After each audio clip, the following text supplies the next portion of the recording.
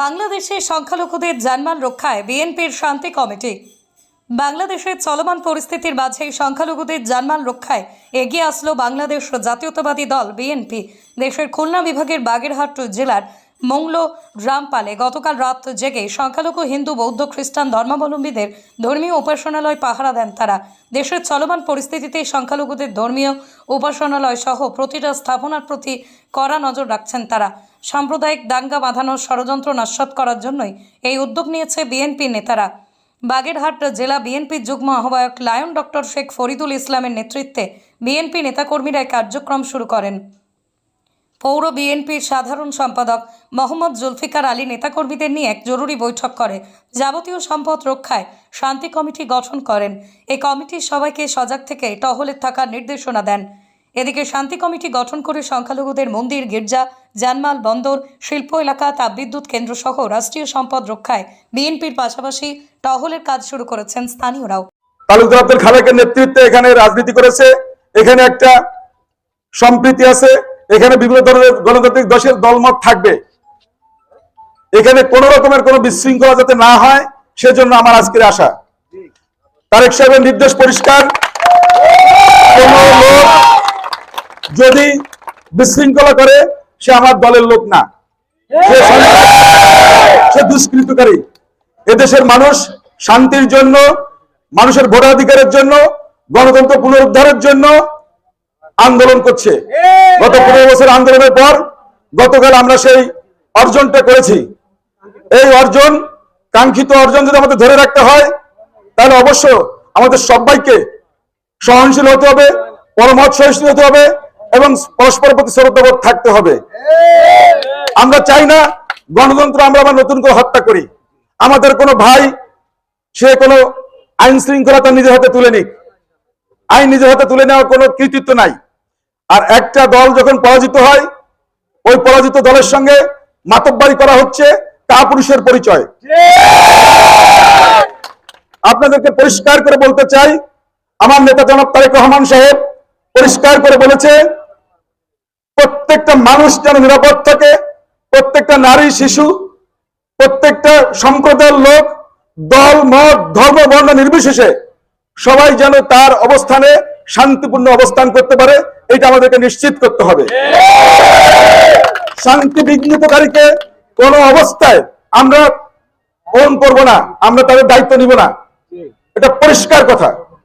সুতরাং আপনাদের কাছে আমার বিরোধী অনুরোধ থাকবে, মৌলিক এলাকাবাসী, আপনারা হয়তো অনেকে অনেক ধরনের ক্ষোভ থাকতে পারে, অনেকের দুঃখ থাকতে পারে, অভিমান থাকতে পারে, কিন্তু পরিষ্কার করে বলতে চাই এখানে ব্যক্তির চেয়ে দল বড়, দলের চেয়ে দেশ বড়। ভাবেই আমরা যেন আমাদের দলকে, আমাদের এই অর্জনকে আমরা বিসর্জন না দিই। এই অর্জনের জন্য আমাদের অনেক ভাই আত্মাহুতি দিয়েছেন, শত শত মানুষ আত্মাহুতি দিয়েছে, যেটা বিশ্বের ইতিহাসে বিরল, বিশ্বের ইতিহাসে বিরল। আপনি চিন্তা করুন, এই বীর শহীদের আত্মার প্রতি যদি আমরা শ্রদ্ধা জানাতে চাই, ভালোবাসা জানাতে চাই, তাহলে শান্তি, সম্প্রীতি তারা যে লক্ষ্য নিয়ে আজকের এই অর্জন করেছে, সেই অর্জন কিন্তু আমাদের ব্যর্থ হয়ে যাবে।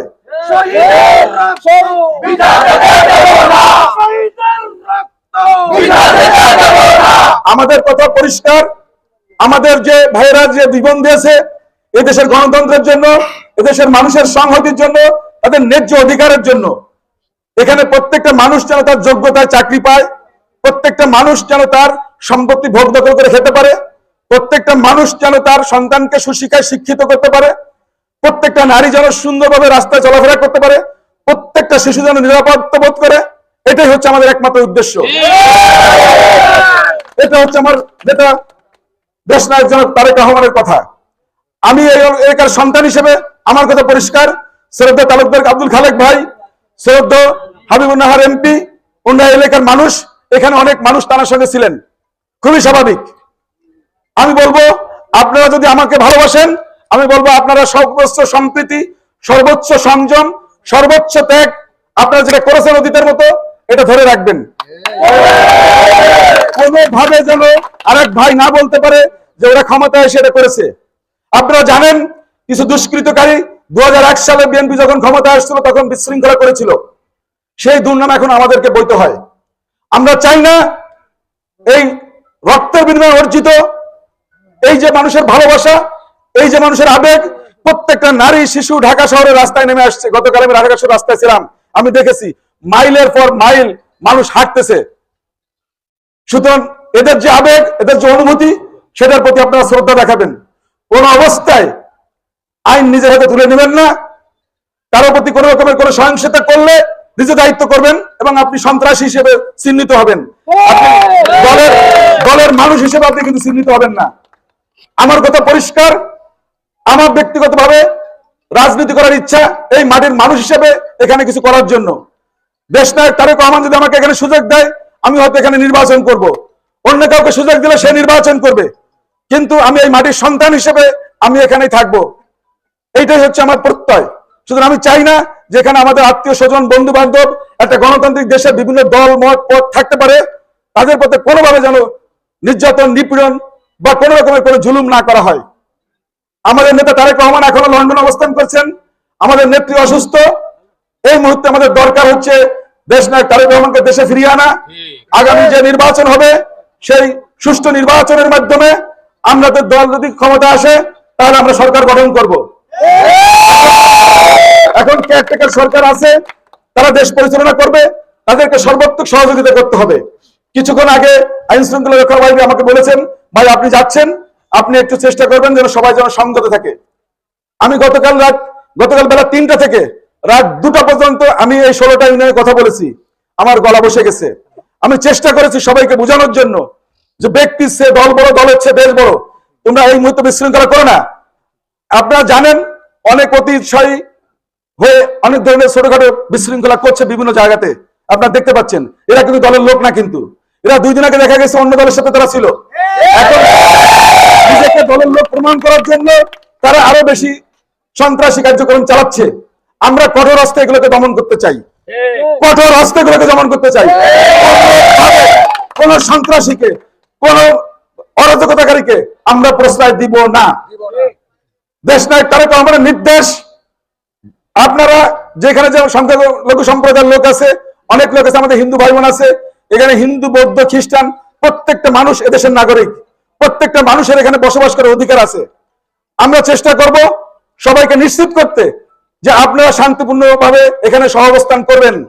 একটা গণতান্ত্রিক দেশে আপনার কি মত পথ আছে সেটা আমাদের বিবেচ্য বিষয় নয়। একটা রাজনৈতিক দল হিসেবে, একটা রাজনৈতিক কর্মী হিসেবে আমি পরিষ্কার করে বলতে চাই, আমার কোন ভাইয়ের গায়ে যদি কোন রকম আশ্রয় দেওয়া হয়, কোন রকমের কোন যদি ভাঙচুর করা হয়, আমি তার বিপক্ষে চলে যাব। আমি শান্তির পক্ষে, আমি শান্তির পক্ষে, আমি মানুষের পক্ষে। আমি রাজনীতি করতে আসছি মানুষের জন্য। আমার ব্যক্তিগত কোনো চাওয়া পাওয়া নাই, ব্যক্তিগত কোনো অর্জনের দরকার নাই। আলহামদুলিল্লাহ আপনাদের দোয়া আমার ব্যক্তিগত অর্জন অনেক।